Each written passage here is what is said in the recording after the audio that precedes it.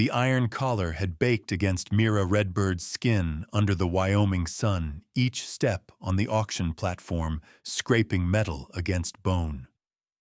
She stared at the dusty boards beneath her bare feet, trying not to sway, trying not to look at the faces in the crowd faces that wanted something from her.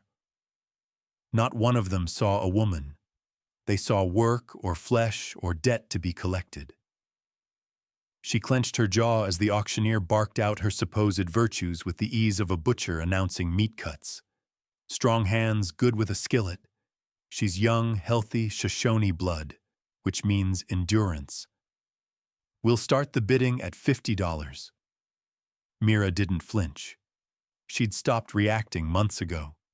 She had learned to silence her eyes, her voice, her rage.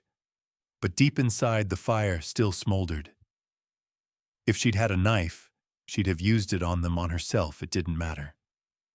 Anything was better than being chained and sold again like some half-wild thing dragged from the dirt. 50, a fat man with yellowed teeth shouted from beneath his hat. 60, another voice rasped, this one cruel and slow, like it took pleasure just saying the word. Mira's stomach tightened. The one who said 60 had hands like mallets and eyes that scanned her with practiced cruelty. She had been passed between men like him before. She would rather die than go with him. 70, 80. Her collar itched, not from sweat but from the humiliation. Welded shut by a man who'd claimed to own her last, the collar bore no lock, no release. Just cold permanence. She didn't remember the last time her neck had been free. 90, the merchant barked, spitting on the ground as he upped his bid. I'll break her in myself, the crowd chuckled. Her fists clenched. The rope tying her wrists bit harder, cutting new grooves into skin already rubbed raw. And then from the back, quiet but clear, came a new voice. 100. The bidding stopped like someone had fired a gun into the sky. Heads turned. The auctioneer blinked, licked his lips, and raised his chin. 100 from Mr. Whitaker. Do I hear more silence? Even the man with the hard eyes stepped back. $100 was more than most earned in 3 months. Whoever this man was, he either had too much money or too much intent. Going once. Twice. Sold. Mira didn't lift her eyes. She didn't want to know what kind of man had paid that much. Kindness cost less. She'd learned that the ones who paid more expected everything in return. Bootsteps approached. Coins clinked into a greedy palm. The rope around her wrists jerked once, then slackened. A knife sliced through the fibers and she flinched, already bracing for the next move. But none came. You're bleeding, the man said. Not gruff, not commanding. Just stating. She glanced up. He wasn't what she expected. He looked about 26 or so, lean with broad shoulders and sun-darkened skin. His clothes were plain, dusty boots, rolled sleeves, a worn hat. Not wealthy, not soft. But his eyes, hazel steady, met hers without leer or pity. They held nothing she recognized, and that scared her more than anything. You can walk. She nodded. My horse is in the livery. It's a long ride. She didn't speak, didn't trust her voice, and he didn't ask again. He turned and walked toward the street like she was free to follow or not. Mira didn't move for 3 seconds. Then 5. Then she stepped down from the platform collar still tight on her throat. Wrists stinging from the rope burns, eyes locked on the dust kicked up by the heels of the man who'd just bought her. For what reason she couldn't yet begin to fathom. She followed. The stairs didn't stop as they moved through Fort Washakie. The collar drew them in like flies. Women looked away or shook their heads. Men nodded approvingly, whispering crude things. Her new owner, Colt, they'd called him, ignored all of it. He didn't speak again, until they reached the livery where 2 horses were already saddled and waiting. "You ride?" he asked. "Yes," she said, voice hoarse from disuse. He nodded toward the smaller mare. "She's yours." They rode out without another word, east into the rolling plains where cottonwoods cut shadows across the creek beds and hawks circled high in the painted sky. The wind stirred Mira's hair, still tangled and greasy from weeks of neglect, but she hardly felt it. She was focused on his back, his posture, the saddlebag slung behind him, the way his shoulders stayed relaxed, never once turning to watch her. He wasn't afraid of her running. Why would he be? She still wore the collar. Still bore the brand of ownership as surely as if it were burned into her flesh. They rode for over an hour. Still he said nothing. Still she followed. As the sky darkened to violet, he slowed his horse to a walk. She matched his pace automatically. "That collar," he said, still not looking at her. "Did the last man put it on you?" She hesitated, then murmured, "Yes. It's welded, yes." His jaw tightened. She saw it even in profile. "When we get to my place, I'm cutting it off." She stiffened. Her mare tossed its head. "I'm telling you now," he continued, "so you don't think I'm coming at you with tools to hurt you." Why her voice cracked on the word. "Because no person should wear iron like that. Not in my house. Not on my land."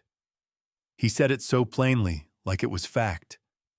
Not like a performance or a bargain. And she didn't understand what game he was playing. What man bought a woman at auction spoke to her like that and rode beside her without touching? She said nothing more. But her fingers brushed the metal around her throat, the scar it had left beneath. And for the first time in years, her mind reached toward a question more dangerous than any chain. What if he's telling the truth? She turned that thought over again and again as they crested a low ridge and the outline of a small ranch came into view below cabin barn pasture fencing in need of repair. Modest, not rich, but cared for. It was almost dark when they dismounted. He handed her the reins of her mare like she was expected to stable it herself, and that confused her more than anything yet. He worked silently, brushing down his gelding. She copied him without thinking. Her hands knew the motions. Her body moved like muscle memory had returned without permission. When she hesitated outside the cabin door, he looked over and said, "There's food inside. Eat what you like. I'll be in shortly." And then he turned back to the barn, leaving her standing there with a horse behind her and a cabin before her, and no chains pulling her in either direction. She opened the door and stepped inside. There was one bed, one table, 2 chairs, and a fire already set in the hearth. But it was the bundle on the table metal cutters and a leather pouch that held her still. She stared at them, at the knife beside them, and at the empty silence around her. If he meant to hurt her, why wait? Her stomach growled. She ignored it. Because he said he'd cut it off and bury it. Her hands trembled, but not from fear, from the sudden terrifying possibility that he just might, that he might cut it off, and that once it was gone, she'd have to decide who she was without it. The door creaked open again just as Mira was finishing the last of the bread and dried meat. She flinched. Her hand drifted toward the knife still lying near the tin plate, not that it would matter if he wanted to harm her. But it wasn't fear that surged. First, it was confusion. She hadn't heard footsteps. Colt Whitaker stepped inside with a quiet kind of purpose. The air behind him smelled of horses and pine. In his hands, he carried a pair of long-handled metal cutters and a worn leather pouch. His eyes flicked to the plate in front of her, then to the tight angle of her body where she sat at the table. "Let me see that collar," he said, calm, and even as if he were asking her to pass the salt. Mira didn't move. He set the tools on the table close, but not within reach. Then he stepped back, both palms out the way a man might approach a spooked Mustang. "I'm not going to hurt you," he said. "I told you I'm just going to cut it off." Mira's fingers slid beneath the neckline of her dress and touched the thick band of metal that had rubbed her skin raw for months.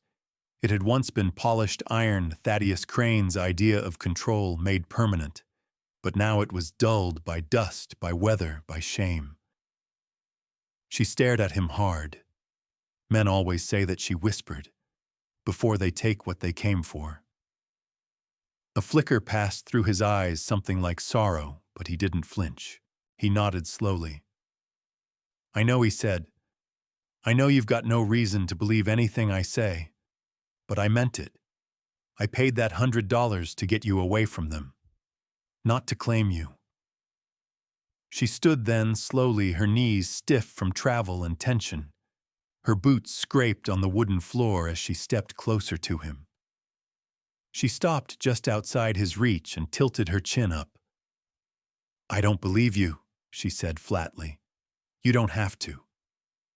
He picked up the cutters and moved with careful precision, like he was diffusing something that might explode.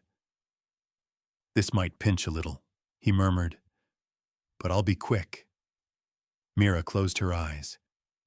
The metal cutters bit down on the collar with a loud, wrenching snap. Pressure pushed against her throat, sharp and cold. Then again, on the opposite side. A metallic clink followed as the collar hit the table in two lifeless halves. She gasped. Her hand flew to her neck, feeling the emptiness there. Her breath caught like her body didn't know how to inhale without the weight she'd carried for so long. Colt didn't touch her. He didn't speak. He gathered the pieces of the collar in one hand and walked back outside without a word. Mira stood frozen. She hadn't expected it to be so quiet afterward. No dramatic declaration, no threats, just absence, like waking from a nightmare and finding only silence in its place. She moved to the doorway and peered out. The sun had sunk low behind the hills, casting long shadows across the grass. In the cooling air, Colt was digging. Not just a shallow pit, but deep, steady, measured strokes, like a man burying something that needed to stay gone. He didn't glance at her. She stepped outside. The dirt piled beside the hole was dark and damp. He dropped the collar pieces in like they were something unclean, something dangerous, and then he buried them. Not just covered, buried. Pressed the earth down firm with the back of his shovel and stood over it with a kind of finality. "That's done," he said, brushing soil from his hands. "You won't wear anything like that again." Mira looked at the spot. A fresh scar in the earth like the one around her throat.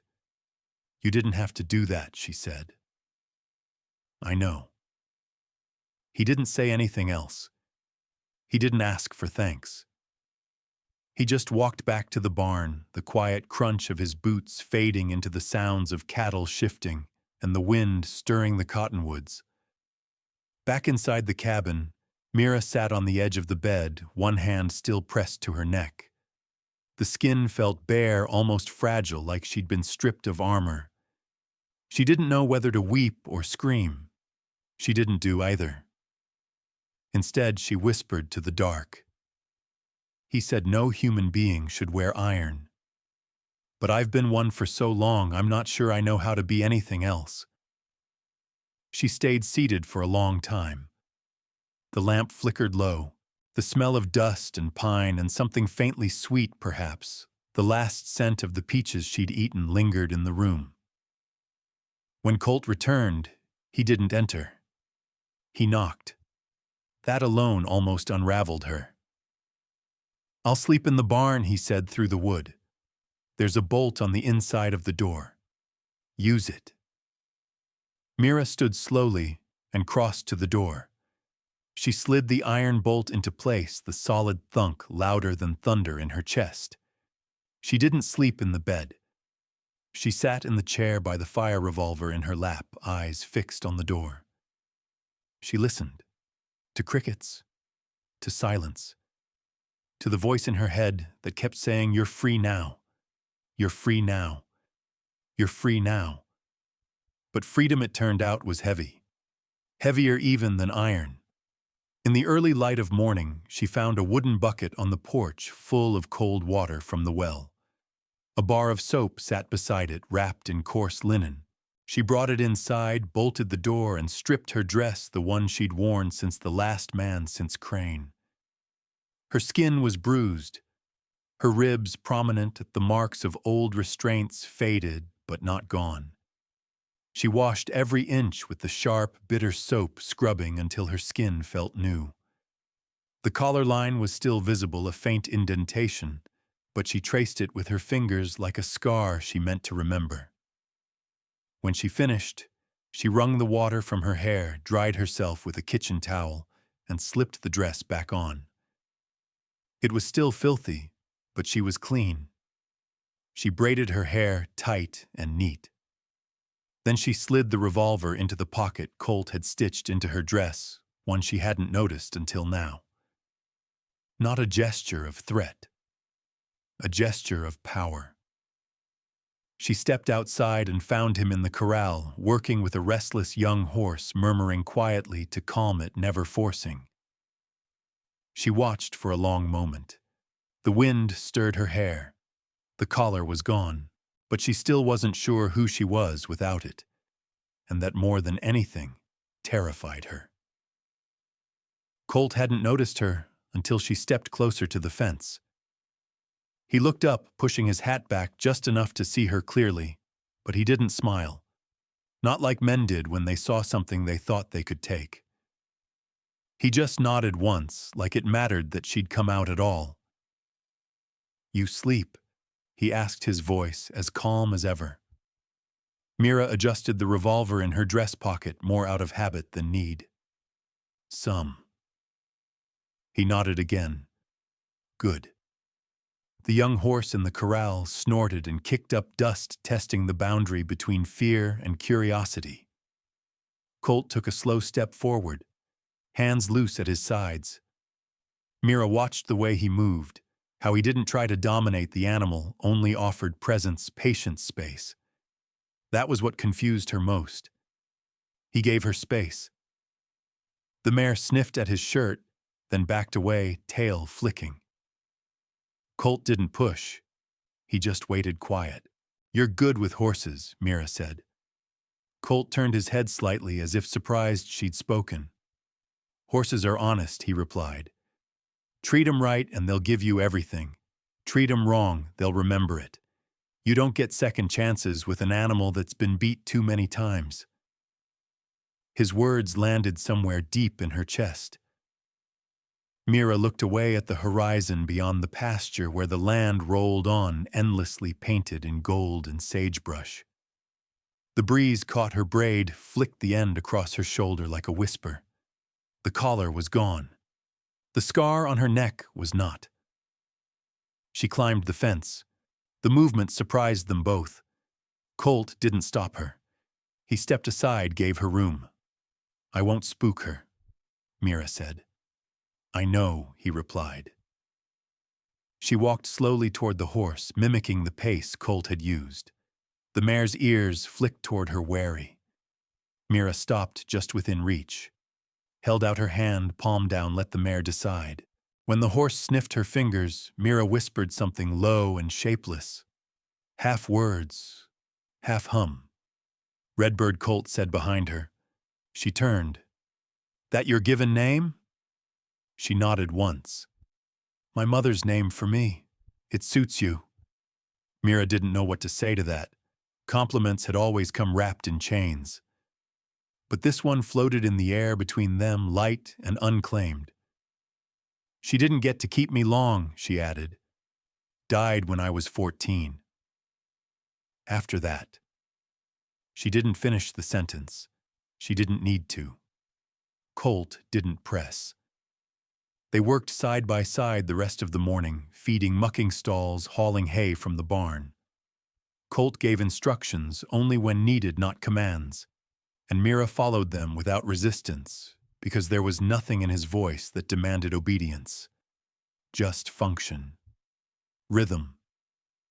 Later, after the sun had climbed, and the sweat began to sting her skin, Colt handed her a tin cup of cool water from the pump and leaned against the fence. "You ever worked a ranch before?" "Not like this."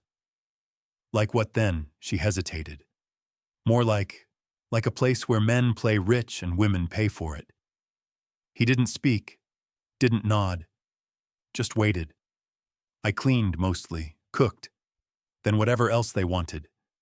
Sometimes they called it work, sometimes they didn't bother naming it." Colt stared at the horizon. "That won't happen here. I don't know what here is yet. You'll figure it out." Mira took a sip from the cup. The water was cold and sharp like snowmelt. That afternoon, as she brought the wash water out to dump, she noticed someone riding up the trail toward the ranch house. Her back stiffened. Colt emerged from the barn, wiping his hands with a rag, but showed no alarm. The rider was a woman, older, plump, wrapped in a sun-faded shawl and a dark skirt speckled with flour. She sat her mule like she'd been riding it all her life. Hattie Colt called as she dismounted. "You didn't say you were coming." "I never do," the woman replied. Her voice was like dry corn husks, scratchy but warm. She tied her mule and approached Mira without hesitation. Mira stood her ground. "So you're the one he brought back," Hattie said, giving her a once-over, not like a buyer, but like a woman measuring worth by what had been survived. "You eat yet?" "Yes, ma'am," Hattie snorted. "Don't call me ma'am. I'm not old enough to wear that title comfortably." She handed Mira a jar of something golden and thick, peach preserves. "I ain't much of a baker anymore, but I know how to boil a summer down into something sweet." Mira held the jar like it was a gift she didn't know how to accept. "Thank you." "You sleepin' in the cabin?" Hattie asked, turning to Colt. "I'm in the barn," he answered. Hattie raised an eyebrow. "That'll be drafty come first frost." "Her choice." Hattie gave a satisfied grunt. "Good answer." The three of them sat outside on the porch while the sun dipped lower behind the distant hills. Hattie talked. Mira listened. She spoke of her late husband like he was both curse and blessing, of babies she'd delivered and storms she'd waited out alone. Her words were rough-edged and real, full of grit and absence of pity. "You're not the first girl to wear iron," she said softly, not looking at Mira. "And you won't be the last. But you're the only one who gets to decide what you do once it's off. I don't know how to be anything else." "Well, child, you're not made of collar and silence. You've got bones. You've got blood. You've got hands. That's more than most who wore chains ever got back. Use 'em." Mira looked down at her fingers, raw from scrubbing and feeding and gripping ropes. They still trembled sometimes when the wind blew wrong or a door creaked in the night. But today, they had calmed a horse. They had hauled water. They had not curled into fists. Hattie stayed the night in the small room behind the barn, wrapped in quilts she carried on her mule like burdens from another life. Before she left at dawn, she pressed a hand to Mira's shoulder. "That collar may be gone," she said, "but it'll whisper to you for a while yet. You just keep talking louder." Then she was gone, trotting down the trail, trailing the scent of soap, lavender, and wood smoke behind her. Mira watched her disappear into the horizon, then turned back toward the corral where Colt stood brushing down the horses with quiet purpose. She had been silent for so long it almost hurt to speak, but her voice found shape anyway. "I'd like to keep helping, if the offer still stands." Colt looked up. His expression didn't change.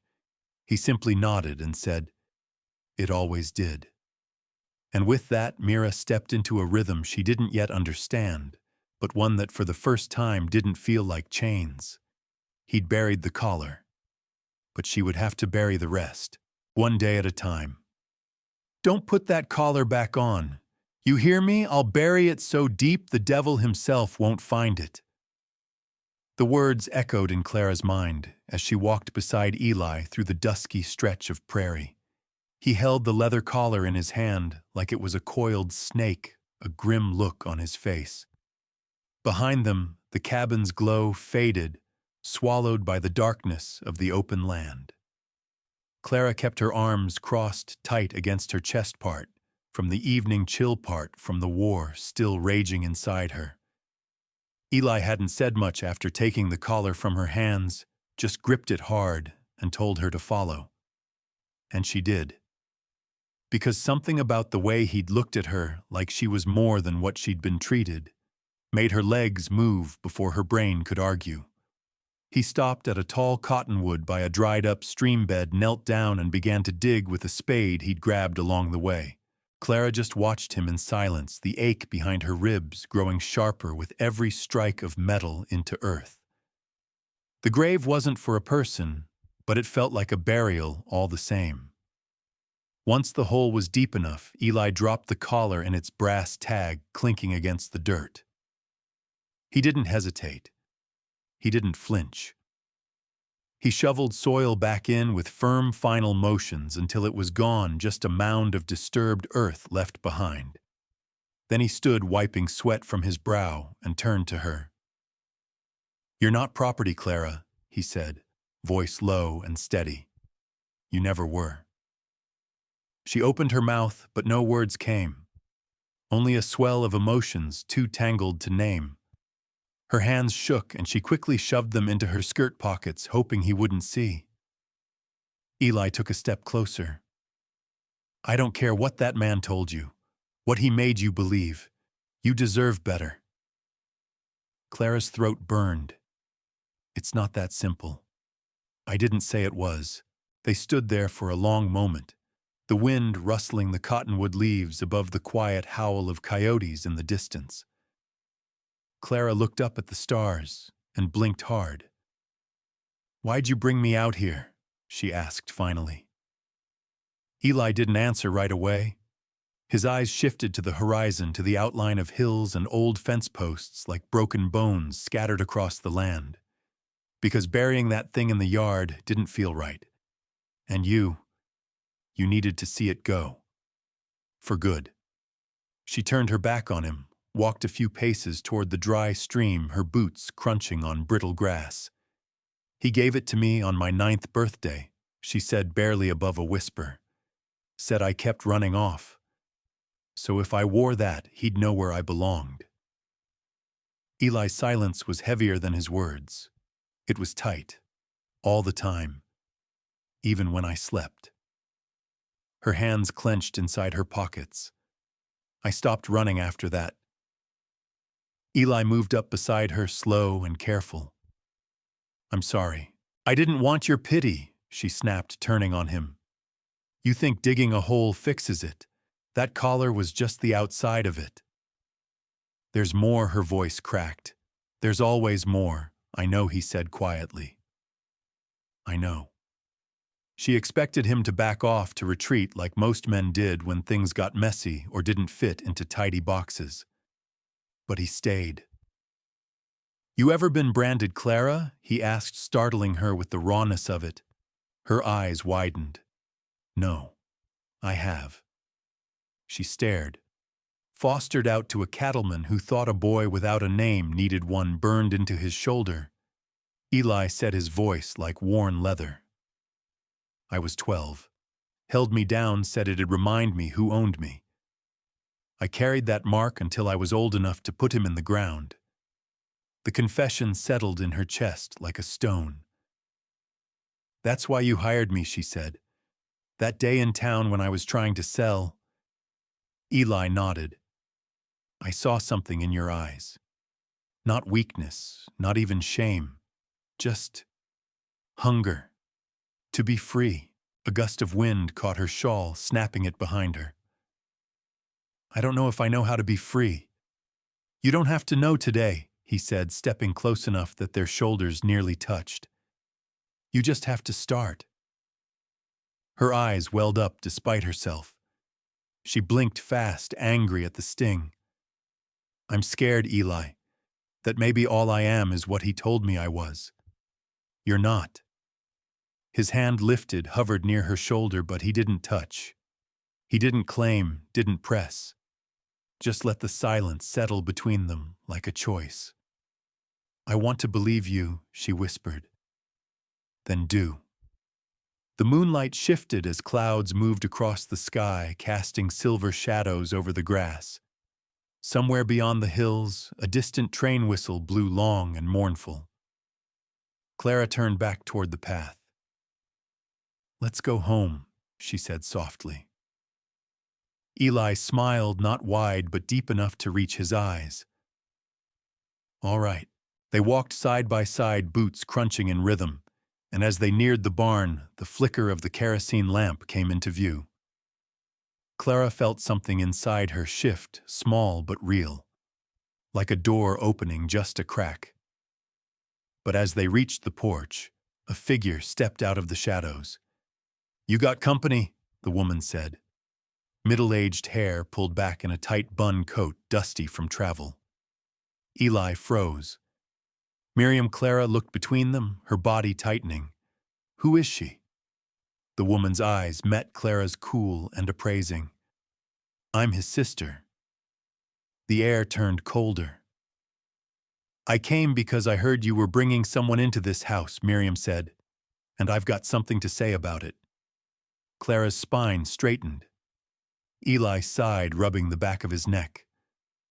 Miriam, not tonight.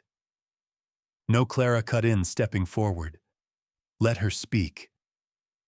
Miriam's eyebrows rose, but a flicker of something respect maybe passed through her expression. I'll speak, she said, and when I do, I hope you'll listen, because whatever storm you two think you're walking into, it's bigger than you know. Clara's stomach turned to ice, but her voice stayed steady. Then let's hear it. Eli looked between the two women, jaw set, heart in his throat, and the lamp beside them flickered again, throwing shadows across the porch that seemed to grow darker by the second. You think she's just gonna sit quiet while ghosts start walking again? That girl's tied to more trouble than you know, Eli. Miriam's voice cut through the night like a blade, her arms folded across her chest as she stood on the porch.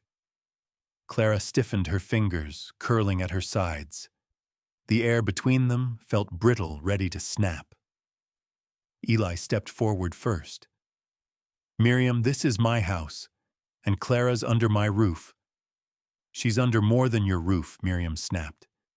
She's under the eye of folks who haven't forgotten her father's debt, and his enemies. Clara flinched. You know my father, Miriam turned her gaze to Clara, eyes sharper now assessing. I knew who he was. Sheriff Brant Kincaid. Back before the war, twisted him into something else. Clara swallowed. The name alone stirred old memories, the uniform, the tin star, the pistol always slung at his hip. But that man had vanished before she turned 10, swallowed up by bitterness and bad men. You were a child when it all fell apart, Miriam said, softer now. But folks out here have long memories. Your father crossed the wrong people. When he turned outlaw, he didn't just steal from banks, he stole from the wrong ones. Men who don't forget. Or forgive. Clara took a slow breath, forcing herself not to shrink under the weight of Miriam's words. He never told me. Only ever blamed the world. He blamed you too, didn't he? Miriam said, quiet as dusk.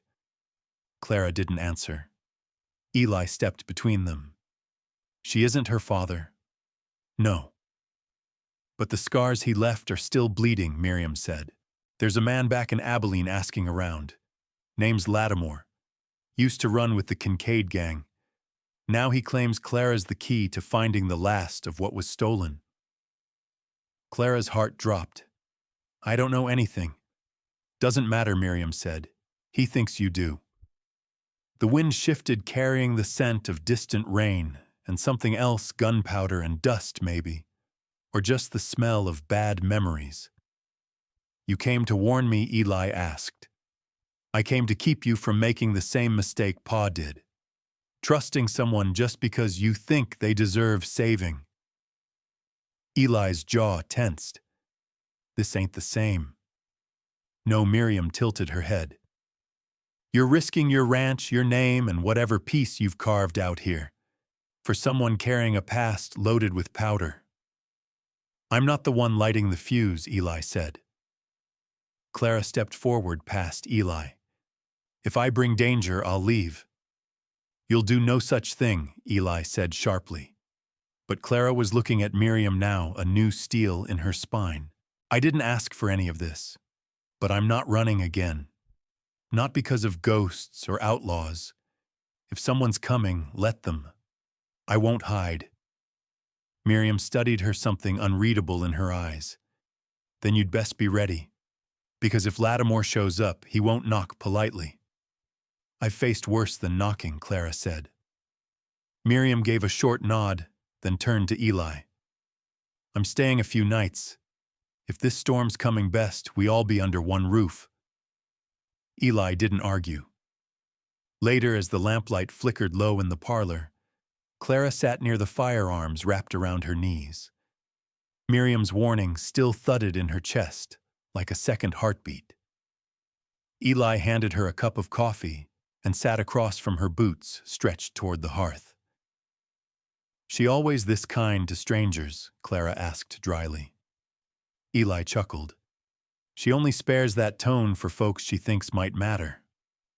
Clara raised an eyebrow. I didn't ask to matter. Most folks who do end up disappointing her. Clara sipped slowly, the heat grounding her. I ain't got anything left from my father. No journals, no letters, just old shadows. He leave anything behind? Eli asked. Something he might have hidden. Clara shook her head. Just the stories, folks whispered. That he buried the last haul somewhere no one could find. That he went mad, keeping its location secret. Eli rubbed his chin. Lattimore thinks you know more than you do. That's dangerous. I can't remember things that were never told to me, Clara said, voice tight. I didn't ask to be his blood. No one chooses where they start, Clara, only where they stand. The flames danced in the hearth, casting light across her face. You believe I can stand? She asked. Eli met her gaze. I've seen you stand in worse. You just don't see it yet. She looked away, jaw tight, emotions caught somewhere between gratitude and fear. The door creaked in the hallway, and Miriam stepped out, her voice firm but quiet. There's movement at the edge of the east pasture. One rider. Might be a scout. Clara stood, every muscle in her body tightening. Lattimore could be, Miriam said, or someone testing the fences. Eli grabbed his rifle and moved toward the front door, peering into the dark. Stay inside. Clara ignored that, grabbing her shawl and boots. I'm coming. No, you're not, Eli said. She squared her shoulders. He's not just after you. He's after me.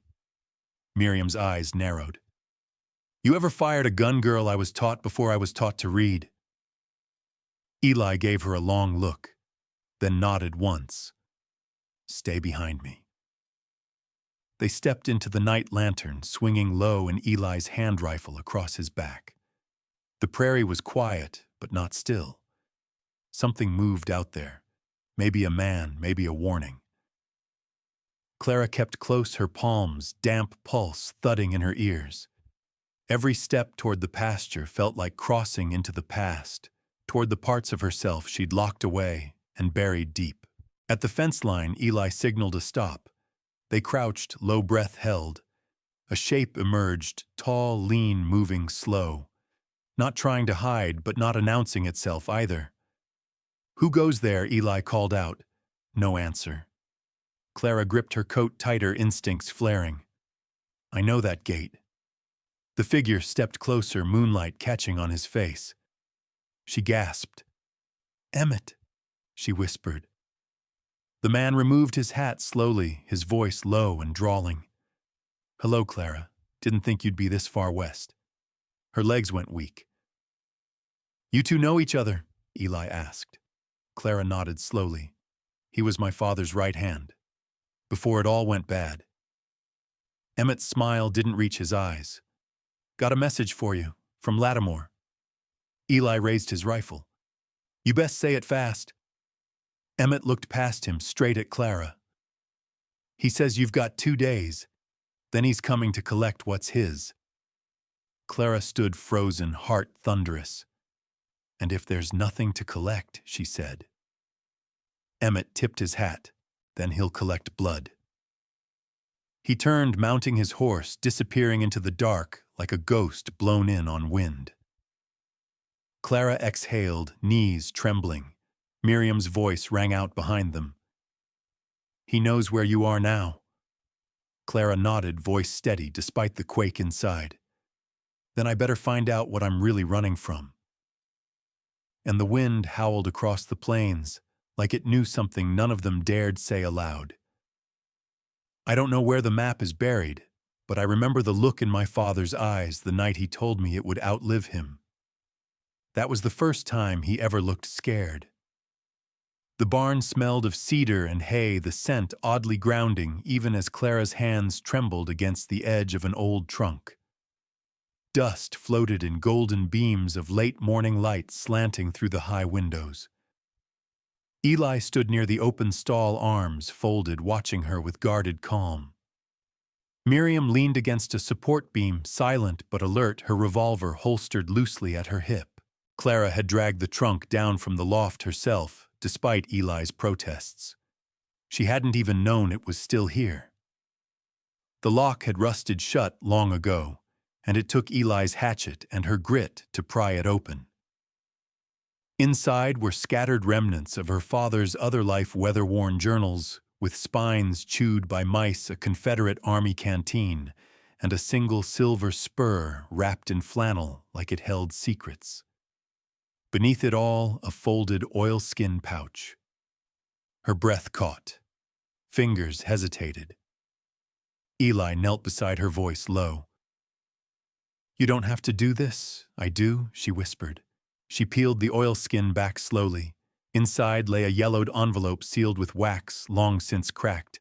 No name, no mark. She broke it open with a flick of her thumb.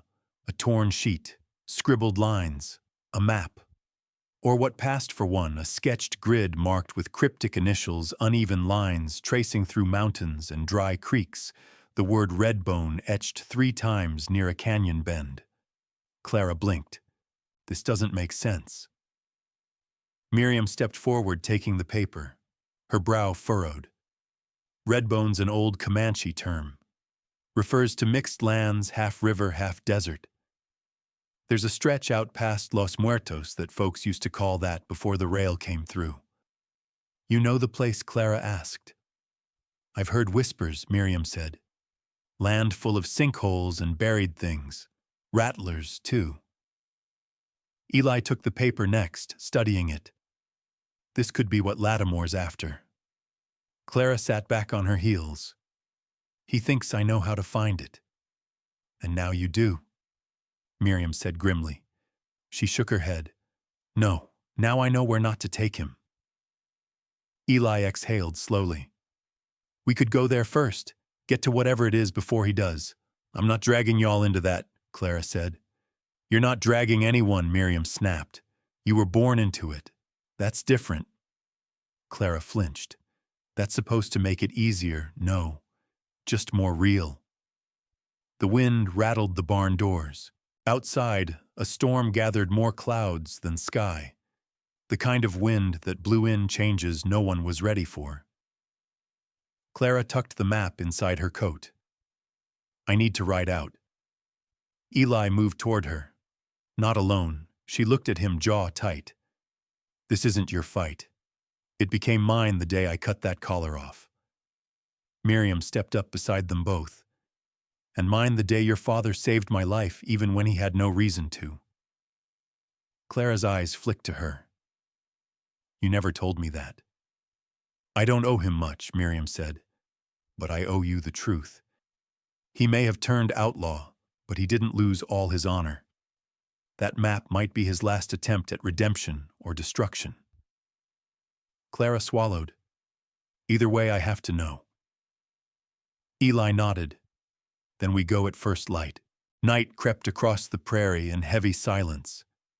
The house felt both warm and hollow, as if it knew something waited beyond its walls.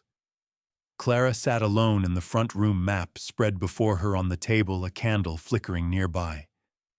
Every mark felt like a piece of a puzzle she wasn't yet meant to solve. Emmett's face flashed in her mind again, older, sharper, but still holding that trace of cruelty masked in charm. If Lattimore had him riding ahead, it meant they were closer than any of them guessed. She heard footsteps behind her. Eli, barefoot, shirt sleeves rolled, crossed the room and handed her a blanket. You won't sleep, she shook her head. My mind won't stop. He sat beside her, not too close. What's keeping it up? I keep thinking about the last time I saw my father. He was drunk, shouting about men who'd bleed for maps and fortunes. I thought it was nonsense. Maybe it was. Or maybe he knew the storm was coming. Clara folded the map. If he buried something, it's more than gold. It's the weight of everything he didn't say. Eli looked at her for a long time.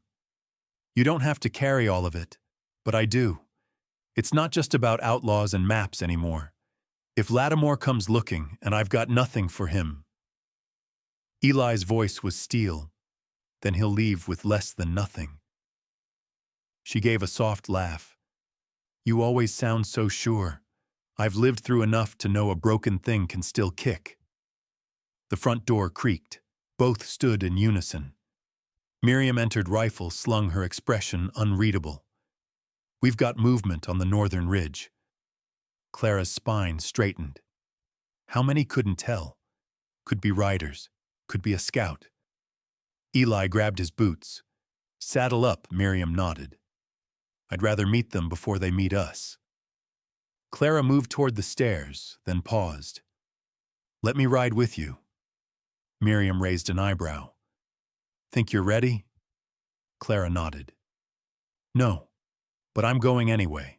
They rode out beneath a moon half hidden in clouds. The land stretched wide and silent. Every sound, the jangle of tack, the crunch of hooves, felt amplified. At the ridge, they dismounted. Miriam raised her spyglass, scanning the tree line. There, she said, single rider, watching. Clara narrowed her eyes. It's him. Eli stepped forward. Emmett, no, Clara said. The one behind him. Out from the brush stepped a second man, broad-shouldered, clean-cut even in the moonlight, a scar splitting his chin like a knife had left its mark decades ago. Lattimore. Her stomach turned to stone. He didn't speak, just raised a hand in silent promise, then turned his horse and vanished back into the brush. Clara exhaled shakily. He wanted me to see him. Miriam spit in the dirt. He's sending a message. Eli looked to Clara. What do you want to do? Clara clenched her jaw, eyes still on the trees. He wants the map, then let's make sure what he finds ain't what he expects. She pulled the oilskin from her coat and handed it to Eli. Tomorrow we ride to Redbone, and if he follows us there, he'll see just how dangerous the truth can be.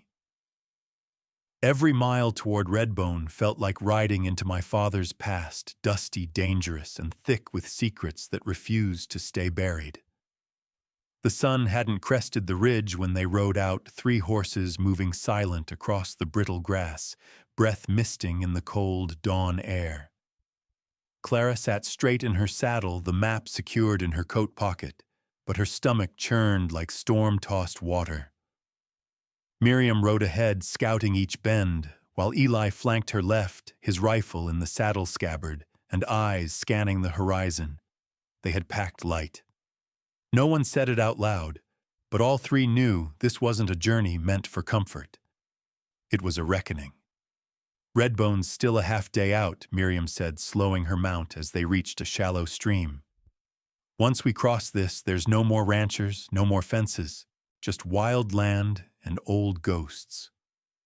Clara dismounted first, leading her horse to the water. Feels like they're already riding with us. Eli chuckled quietly. Don't say that too loud. Ghosts out here like to be invited. They rested by the creek just long enough to water the horses. Clara's fingers were stiff with cold as she refilled the canteen, but her mind stayed warm with questions why her father would choose this place, what Lattimore truly wanted, and whether any of this was worth the risk. You sure you're ready for what's buried out there? Miriam asked, watching her. Clara didn't look up. No, but it's mine to face. By mid-morning, the hills changed. Grass gave way to red clay and rock pockmarked by twisted mesquite and dry riverbeds. The land here was wild and wrong, like it had been fighting back against every foot that tried to tame it. Ravens circled overhead, their cries sharp and unsettling. Clara rode in silence, her eyes tracing the ridges and arroyos. She knew something was coming. The wind carried it in the way it shifted colder, now unsettled. Even the horses grew nervous. Around noon, Miriam signaled a halt. They'd reached a ridge that dropped into a shallow valley, a scar of land where the red earth gaped open like a wound. And there, half concealed beneath a collapsed tree and rockfall, was an old marker stone weathered by time but unmistakable. 3 deep carvings, KBC Kincaid Brant, Clara, Clara whispered. Her father's initials and hers. Miriam dismounted, first rifle drawn. He left you a trail after all. Eli came up beside Clara, his voice low. We dig here. Clara slid off her saddle boots, crunching against the dry earth. No, not yet. This is a sign, but the map points farther in. She unrolled the sheet again, fingers brushing the faded ink. See this bend in the canyon that's north of this ridge? If we follow the rock line, we'll hit it by sundown. Miriam nodded. Then we ride light and fast. They pushed on each step deeper into the silence of Redbone. The canyon walls loomed higher, casting jagged shadows. Somewhere overhead, a hawk screeched, then vanished behind stone. Clara's pulse never settled. She could feel it now, not just danger, but something older than fear. The feeling that the past was watching her. That her father had walked these same paths with secrets pressed against his ribs like a second heart. They reached the final bend by dusk. The canyon widened slightly, revealing an old shack built into the cliffside half-collapsed roof, sunken in door hanging on a single hinge. Vines clawed up its sides. Nearby, an abandoned mine shaft gaped open like a mouth. Clara froze. This was his, she said. This is where he came at the end. Eli stepped beside her. You remember this place? No, but I feel it. Miriam checked the perimeter while Eli approached the shack, pushing the door open with his boot. Dust and rot spilled out, along with the faint smell of old gun oil and dry bones. Inside it was nearly empty, just a crate, a broken chair, and an old coat draped over a nail. Clara stepped in after him, drawn like a moth to something she couldn't name. Her eyes landed on the crate. The lid was loose. She pulled it open. Inside were ledgers, half-rotted pages, coins, a rusted revolver, and beneath them a worn leather pouch. She took it in trembling hands, heart in her throat. Inside were more pages, maps, scribbled routes, names. One in particular, Lattimore, circled 3 times. Her breath caught. Eli looked over her shoulder. He wasn't just running from Lattimore. He was hunting him. Clara's mind spun. They turned on each other. Miriam entered, rifle still slung. Tracks, fresh, east side of the ridge. How many, Eli asked. 3 horses, heavy riders. Could be Emmett and his men. Clara's grip on the pouch tightened. They followed us. Eli nodded grimly. We camp light. And post-watch. That night, Clara sat outside the shack, her back against the rock wall, staring up at a sky full of unfamiliar stars. The canyon echoed with the occasional rustle, some real, some imagined. She held the pouch in her lap, flipping through the names, the marks, the fragments of a man who had lived more like shadow than flesh. He knew this would come, she whispered. Eli joined her, handing over a tin mug of black coffee. He left it all for you. He left a mess, she said. And now it's mine to clean up. Eli nodded. You're not alone in that. She looked over at him, tired but steady. What if this ends badly, then it ends, he said. But not without you standing your ground. Clara took a long sip, the coffee bitter but grounding. A twig snapped behind them. Both turned fast, rifles raised. Miriam appeared from the dark. We've got company, just beyond the ridge. Campfire lit. They're waiting. Clara stood slowly. She looked down at the pouch again, her voice iron now. Then let them wait. In the morning, we give them the answer my father never could. I didn't ride all this way to run. I came to bury the kind of fear that ruled my bloodline for too long. The fire crackled low in the canyon basin, casting long shadows on the walls of the shack. Clara stood with her back to it, watching the distant flicker of another campfire just beyond the ridge. The men were close, waiting, probably listening. Eli moved quietly beside her, loading fresh rounds into his rifle. Miriam knelt by the horses, tightening saddles and checking cinches, like they might have to bolt at any moment. Clara didn't flinch. She stared into the dark, jaw set. You thinking of walking down there? Eli asked, watching her out of the corner of his eye. I'm thinking of ending this before they decide to take it by force. Miriam straightened. You can't parley with men like Lattimore. He's not after the map, he's after control. And once he sees you standing instead of cowering, he'll come harder. That's why I've got to meet him on my own terms. Eli shook his head. No one meets Lattimore alone and walks away unchanged. Clara turned to face them both. You think I haven't already been changed? She pulled the pouch from her coat, tossing it onto the crate beside the fire. Pages fluttered out, maps, notations, and a list of names her father had once carved into infamy. He killed the man my father tried to become, Clara said quietly. And now he wants to finish the job by dragging me through the same blood. Eli looked down at the scattered papers. Then what's your play? Clara stepped closer to the fire, eyes never leaving the edge of the ridge. We show him we're not afraid. We show him what a Kincaid looks like when she doesn't run. Miriam stared at her a beat, then nodded once. Then we hit them first. Eli raised an eyebrow. You suggesting we ambush their camp? No, Clara said. We draw them here, to where we know the land. She reached into her coat and pulled the real map, the one her father had scrawled with trembling hands and desperation, and tossed it into the fire. Flames licked the edges and consumed it whole. Miriam gasped softly. That was our only lead. Clara's eyes gleamed in the firelight. That was bait. They want a treasure, let them dig for ashes, Eli grinned. You're more dangerous than your father ever was? Good, Clara said. He taught me just enough to finish what he couldn't. They set the trap before first light. Miriam doubled back through the canyon, setting false tracks along the creek bed. Eli dug shallow trenches along the perimeter, concealed by brush and packed with broken glass and wire.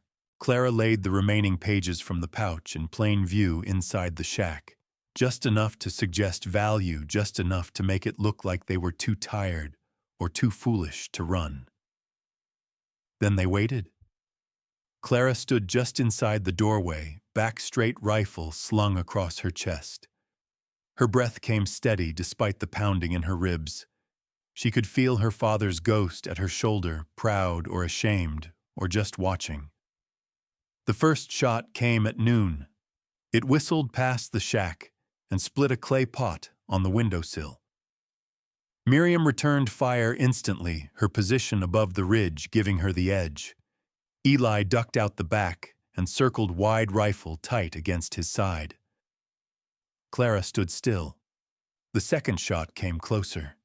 It struck the wood beside her head and sent splinters flying. She didn't flinch.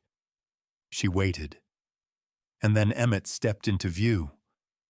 No longer hiding, no longer cautious, just arrogant and cold, his revolver in one hand, the other loose at his side. "Thought I'd find you here," he said. Clara raised her rifle an inch. "I'm not afraid of you." "You should be. Lattimore's coming. I'm counting on it." Emmett tilted his head. "You got something for him? I got fire," she said, "and a whole canyon that remembers what your kind did." He stepped forward. "Where's the map in the fire?" His smirk faltered. "You're bluffing." "I'm not." Behind Emmett, two other men emerged from the rocks, one tall and bearded, the other younger, jittery, carrying a shotgun too heavy for his frame. "You're outgunned," Emmett said. Clara narrowed her eyes. "You sure about that?" A single shot cracked from the ridge. The bearded man dropped instantly, blood blooming on his shoulder. He shrieked and fell writhing. Miriam's voice echoed from above. "Next one dies." Emmett spun around. The younger man panicked and bolted. Eli stepped out from the rocks, rifle raised. "Don't!" The boy froze. Emmett clenched his jaw. "You planned this," Clara nodded. "My father taught me two things: never trust a man who smiles before he shoots, and always control the ground beneath your feet." Emmett's grip tightened. "Lattimore won't stop. You know that." "Then he can come," she said, "but he won't find what he's looking for." Emmett laughed bitterly. "You think you've beaten us? This is just the opening act." "No," Clara said, raising her rifle.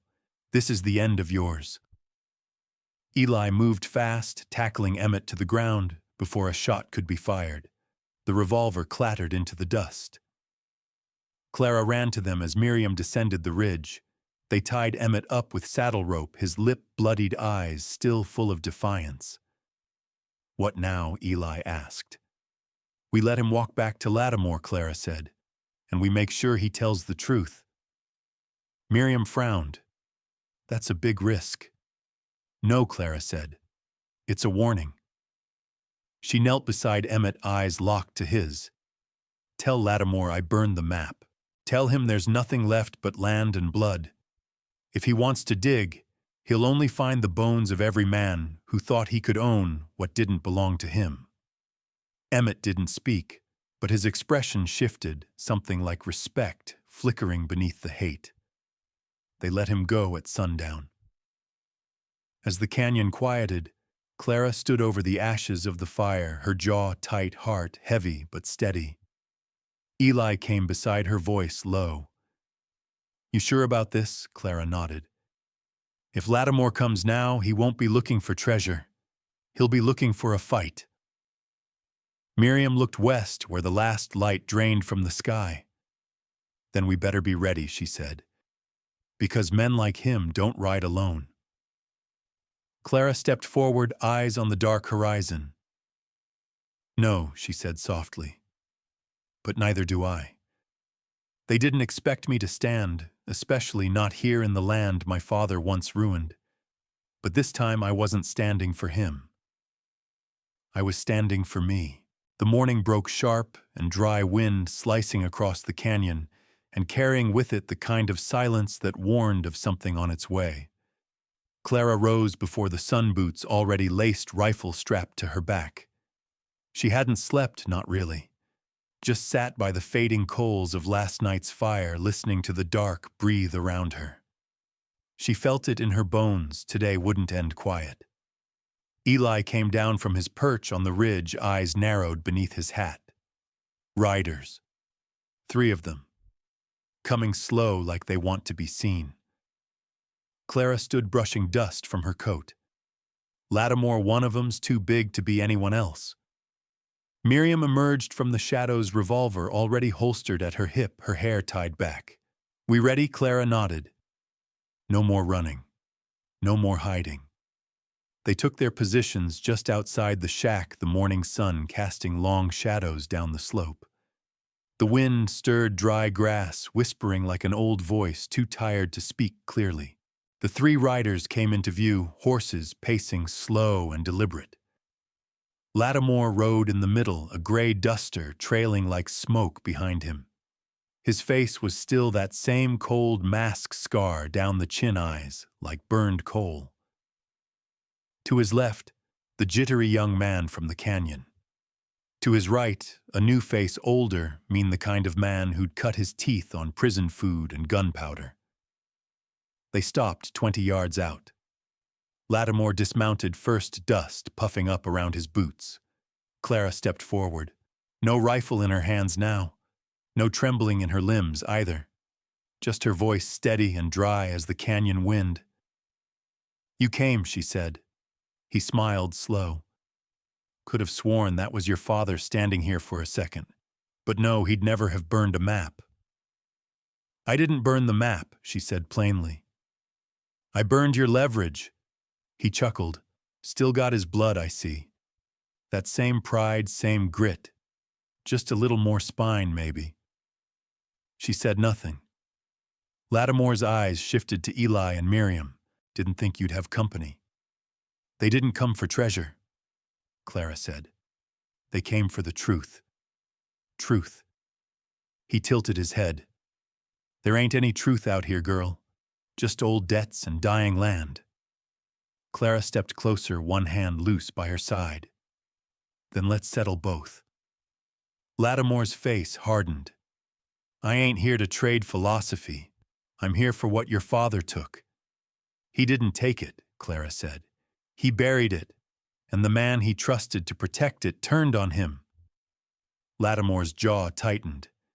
He buried it with me in mind. We had an agreement. Clara's voice rose. You put a bullet in his back and called it agreement. He took a step forward, heat rising in his voice. He got soft. Started talking about returning what we took. Giving it back to the banks, to the townfolk. Said he was tired of running. Clara nodded once. So you made sure he stopped. Silence stretched like a wire between them. Eli shifted his weight, ready to draw. Miriam's hand moved to the revolver, but Clara held up a hand, stopping them. Lattimore scoffed. What's this then, a standoff? You want to kill me, girl? No, she said. I want you to listen. He laughed, genuine now, amused. You think words are going to get you out of this? No, Clara said, quieter now. But they'll show you I'm not afraid of you. I came back to this place to bury the last thing you ever used against me, my silence. You can dig through this canyon all you want. You'll find no gold, no secrets, no leverage. Lattimore's eyes narrowed. You burned everything I made sure it all died with him, and what's left belongs to no one but the land. For the first time, uncertainty flickered in his expression. Behind her, Eli stepped forward. You're outnumbered. Miriam cocked her revolver, and out of time. Lattimore looked to his men. The older one shifted hand near his belt. The young one just looked down, nervous, unsure. Clara took a breath. This is where it ends. You walk away now, or you'll be buried in the dirt you thought you owned. Lattimore studied her, his gaze cutting like broken glass. Your father was a fool. No, Clara said, fire in her voice. He was lost, but he tried to make it right. You killed the part of him that wanted to change, but not before he passed it to me. A long beat. The canyon held its breath. Then Lattimore turned. He walked back to his horse, slow and stiff. You burned the map, he muttered. But you'll still be looking over your shoulder. You'll never know when a new name comes gunning for what you buried. Clara watched him mount. Let them come. I'm not that girl anymore. He rode off without another word. The two men followed, though the younger one cast her a lingering glance before disappearing over the ridge. Only when the dust settled did Eli lower his rifle. Miriam let out a long breath. Well, that was either the bravest or stupidest thing I've seen done. Clara smiled faintly. Maybe both. They returned to the shack. Inside, the air felt different now, less heavy, less haunted. Eli leaned against the doorframe. You think he's really done, no, Clara said, but he knows I won't bend. Miriam poured water into a tin cup. Then we keep standing. Clara sat down slowly, her legs finally feeling the weight of the day. Her father's name, her past, the shadows that followed her, they no longer felt like chains. Just markers on a long road that she'd finally stepped off of. She looked at the scorched spot in the dirt where the real map had burned, then out the window where the horizon stretched wide and gold. I didn't ride all this way to run, she whispered, and I won't. Eli raised his cup. Then here's to standing. Clara met his gaze and raised hers too. To freedom, she said. Outside, the wind picked up again, but this time it didn't feel like warning. It felt like peace. They thought I was broken because I was quiet, but it was silence that taught me how to listen, how to watch, and how to strike when no one expected me to rise. The quiet after Lattimore's retreat didn't last long. The shack stood like a sentinel in the canyon, battered and half-forgotten, but Clara no longer felt like a visitor there. Something had shifted, not just in the wind or in Lattimore's eyes, but in her own blood. She was no longer carrying her father's burden. She had laid it down in the fire and stood tall in the ash. She hadn't expected peace to feel so restless. Eli sat sharpening a blade by the fire, the rhythmic drag of stone on metal keeping tempo with the soft crackle of embers. Miriam cleaned her rifle with a kind of reverence, slow, focused, not out of necessity, but ritual. Neither spoke much. Clara didn't mind. She was watching the sky. Clouds rolled in low and pale, crawling like old regrets across the wide open blue. Something tugged at her gut, a tension faint but insistent, like a string being pulled too tight. We're not done, she said quietly. Miriam didn't look up, didn't figure we were. Eli paused, lifted his head. You feel it too, Clara nodded. They'll come again. Different faces, maybe worse. You thinking of running now? Miriam asked, a faint smirk in her voice. Clara looked at her. No, I'm thinking of preparing. They'd spent 2 days rebuilding the defenses around the shack, reinforcing the mine shaft entrance with rocks and timber, digging deeper trenches beneath brush. Clara even laid false tracks beyond the ridge to confuse anyone scouting from afar. They didn't sleep much. On the third morning, a single bullet tore through the stillness, ripping bark from a tree near the horses. The animals reared in panic. Eli was up first, rifle drawn, scanning the canyon rim. Miriam rolled from her bedroll with the grace of someone who'd lived through worse. Clara already had her revolver in hand, crouched low, listening. There was no follow-up shot. Just the echo bouncing off stone and silence. Warning, Eli muttered. They're testing distance. Clara stepped out into the open, boots crunching gravel. She didn't flinch. She turned her face toward the ridge, and there he was. A figure in black broad, still watching from a high ledge. Not Lattimore. This one was younger, leaner, and mean in the way a starving dog is mean. She couldn't see his face from that distance, but she felt the malice. He lifted his rifle and pointed not to shoot, but to signal. Behind him, 3 more shapes stepped into view. Miriam muttered, "That's not a gang. That's a message." Clara nodded. Lattimore sent them. Or worse, someone who wants to finish what he started. They disappeared from view. For a long while, none of them spoke. "They'll attack tonight," Clara said. Eli grunted in agreement. "They won't wait longer. They know the land favors us in daylight."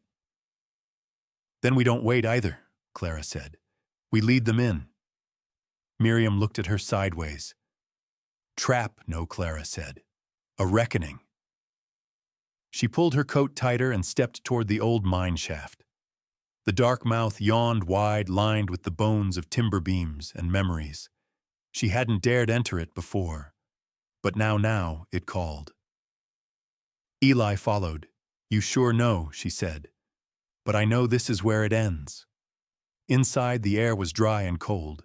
The tunnel dipped slightly, curving into blackness. Clara lit a lantern and held it high. Shadows danced across the walls, revealing carvings in the stone initials, symbols, dates long gone. She found the chamber 15 feet in.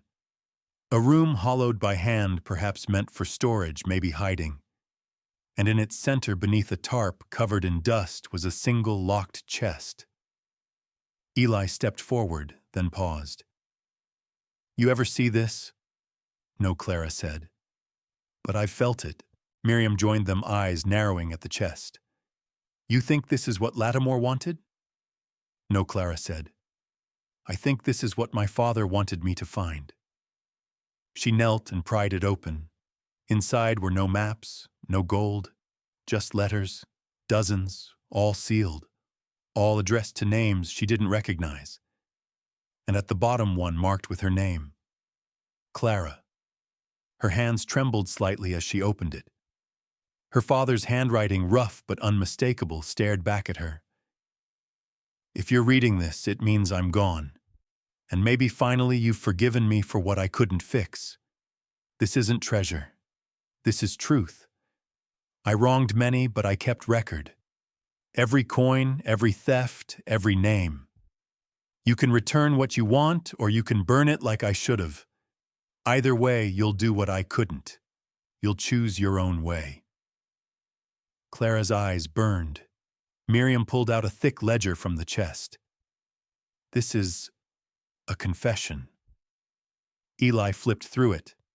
Names of banks, landowners, folks who were left bleeding. Clara stood. "That's why Lattimore couldn't find it. He thought it was gold. But this is justice." They carried the chest out and buried it behind the shack, deep beneath a cedar tree. Clara marked the spot with a single stone. Then they waited. That night the riders came. They didn't sneak. They rode in hard and fast, confident and loud. 5 men, armed and masked, thundered down into the canyon like wolves scenting blood. Clara stood in the open. She didn't speak. She didn't beg. She fired first. The shot caught the lead rider in the shoulder, sending him tumbling. Eli took out another from the ridge. Miriam dropped the third with surgical precision. The final 2 veered off, caught between panic and dust, and didn't return. When the smoke cleared, Clara was still standing. The silence that followed wasn't fear, it was final. Later, as they doused the last embers of the fire and packed their gear, Clara looked out over the land that had nearly swallowed her whole. "They thought I was broken because I was quiet," she said softly. "But it was silence that taught me how to listen, how to watch, and how to strike, when no one expected me to rise." Eli tipped his hat. "You're not your father's daughter anymore." Clara smiled. "No, I'm my own. My father taught me how to survive, but I had to teach myself how to be free." The fire had burned low, but Clara didn't stir. She sat outside the shack, legs crossed her coat, wrapped tight against the coolness of early dawn. The scent of smoke hung thick in the air, mingling with cedar and dust. A rifle leaned against her knee, her fingers drumming absently along the barrel. They hadn't slept. None of them had. The men who'd come in the night hadn't returned. One had bled out before sunrise, too far gone to save. The others had fled, vanishing back into the canyons, ghosts chasing ghosts.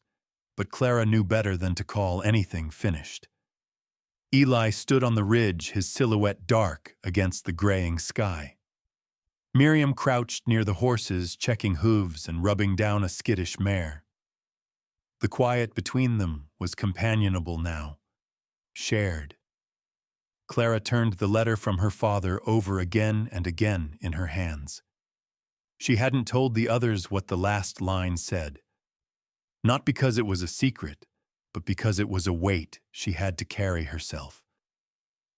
If I couldn't be a good man, at least be better than me, Clara. Bury the fear. Don't pass it down. She'd stared at that line until the ink blurred. He was a man who made wreckage, then tried to map it. Clara had grown up holding the pieces, not knowing which ones were hers to keep and which to throw away. Now she knew. She stood slowly, stretching her limbs, every joint aching from stillness and adrenaline. She tucked the letter into her coat and walked toward the cedar tree where they'd buried the chest. The stone marker still sat there, plain and solid. Miriam joined her a moment later, her hands' dusty sleeves rolled up. "You thinking about digging it back up?" "No," Clara said. "Thinking about what it means now." "It means you've got a reckoning on paper," Miriam said. "And that's more dangerous than a loaded gun." Clara nodded. "I'm not afraid of danger. I'm afraid of silence." Miriam looked sideways at her. "You've come a long way from that girl with a collar around her neck." Clara exhaled slowly. "My father taught me how to survive, but I had to teach myself how to be free." Behind them, Eli descended the ridge with purpose in his stride. His face was tight, his voice clipped. "We've got company, and this time it's not gunmen." Clara tensed. "Who Marshall out of Abilene? Name's Hartley. He's got 2 deputies and a ledger in his hand." Miriam raised an eyebrow. "Word travels fast." Clara wiped her palms on her coat. "Then I guess it's time to decide what we're doing with that ledger." They didn't have to wait long. Marshal Hartley arrived with the calm surety of a man who didn't rattle easy. Tall, square-jawed coat, dusty and badge polished just enough to be noticed. He dismounted in silence, eyes scanning the camp, taking in the reinforced walls, the wounded horses, the bloodstains in the dust. His gaze landed on Clara. He nodded once. "Miss Kincaid." She stepped forward, chin high. "Marshal, I heard there'd been trouble out here. Heard your name was tied to it. My name's been tied to a lot of things I didn't choose." Hartley pulled the ledger from his satchel. "And some you did. This yours?"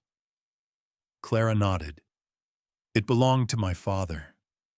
Been looking for this book near 10 years. Banks wanted it. Townsfolk, too.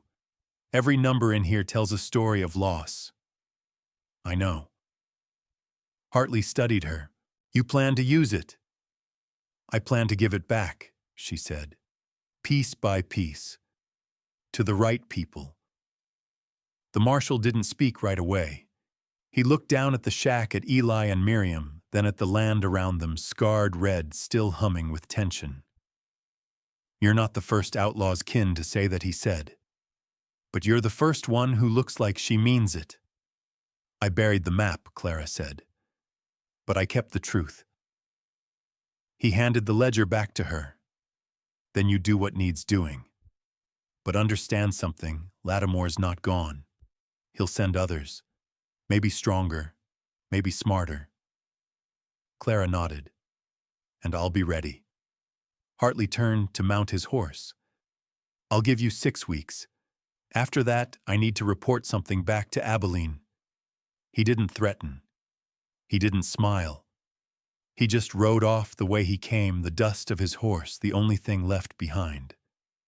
Clara stood still for a long time. Miriam joined her again, arms crossed. 6 weeks to do what? 6 weeks to make good, Clara said. 6 weeks to turn a curse into something clean. Eli placed a hand on her shoulder. You sure about this? She turned to face him. I was born into someone else's mess. I can't unmake it, but I can finish it the right way. Miriam smirked. You thinking of riding out? Clara looked toward the horizon. No, I'm thinking of staying put. She turned toward the shack. We fix it up, she said. Build it strong. Let folks come to us. Anyone owed by my father, they'll get what they deserve. And the ones who come with guns instead of ledgers, Miriam asked. Clara picked up her rifle, slung it over her shoulder. Then they'll find the girl they thought was broken. Eli chuckled. You sure she's still in there?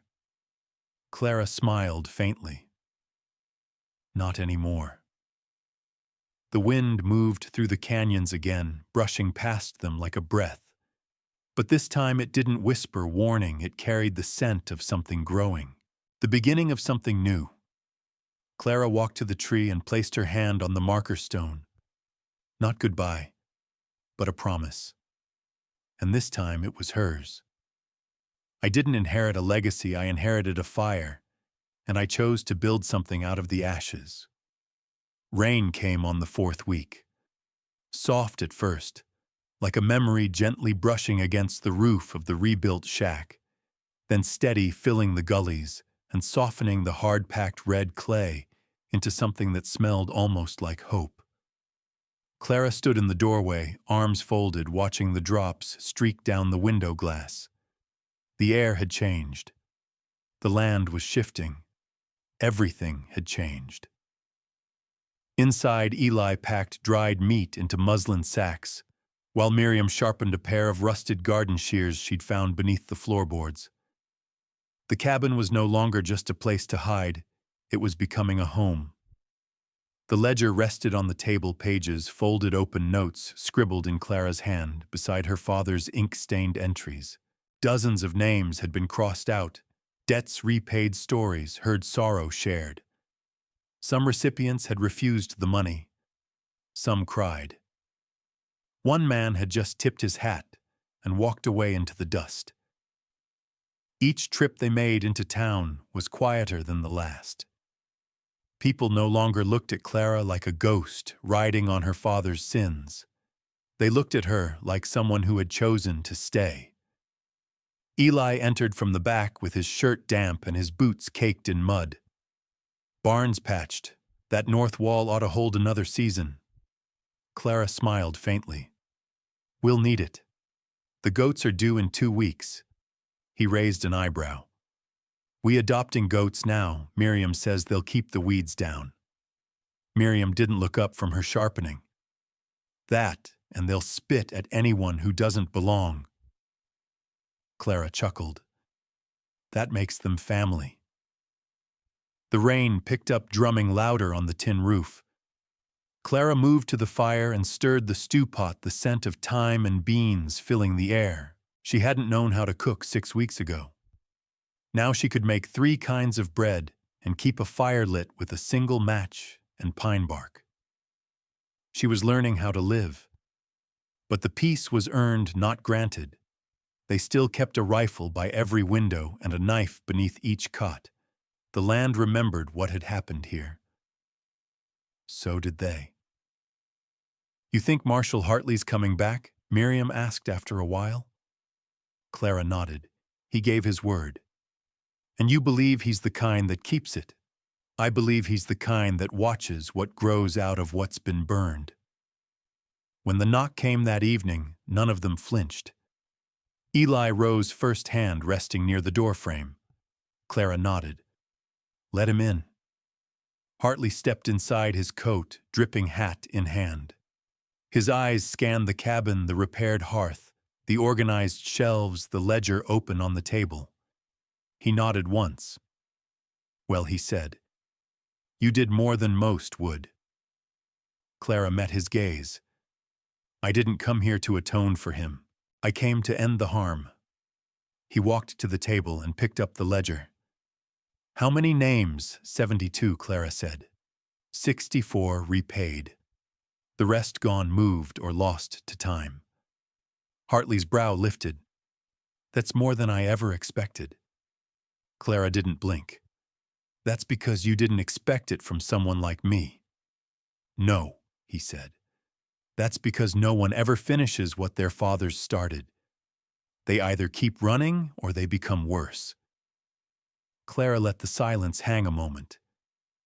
Then I'm not either. He looked down at the name still etched into the wood near the fireplace, Kincaid, old and burned in by her father's hand. Beneath it, in newer carving, she'd added one word, Clara.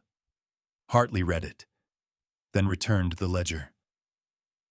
I'll close the case, he said. But you should know Lattimore's gone south. Word is he's gathering again. Meaner crowd, men who don't ask questions. Clara nodded. Let him gather. You ready for him? Hartley asked. I'm not waiting on him. She crossed to the door and opened it wide, letting the clean rain air sweep in. The land stretched beyond wide and open and wet with renewal. The graves had settled. The garden rose had started to take shape. The wind no longer carried warning, it carried invitation. Clara turned back to Hartley. I didn't inherit a legacy, she said. I inherited a fire, and I chose to build something out of the ashes. He held her gaze for a moment. Then he tipped his hat and walked back into the rain. That night, the three of them sat by the fire stew, steaming in bowls, thunder rolling far off like an old song sung low. Miriam handed Clara a folded piece of paper. From the Dry Hollow Bank, she said, They're donating back part of what your father gave. Said it felt right. Clara unfolded the note and read the simple lines inside. It wasn't money that moved her. It was the words at the bottom, handwritten in trembling script. For every wrong, there is still a road back. She folded it gently and placed it into the ledger. I want to build a school, she said suddenly. Eli raised his eyebrows. A school for the kids out here. Ranch kids, town kids. The ones who grow up in silence and don't know how to break it. Miriam smiled. Well, you got the land. Eli nodded. And I've got hands that can build. Clara leaned back and looked up at the beams above them. This place was supposed to bury me, she said. But I buried what needed to die, and what's left, I think it's finally mine. The fire crackled. The rain sang soft on the roof. And for the first time in her life, Clara felt still. Not hidden, not hunted. Just still. And free.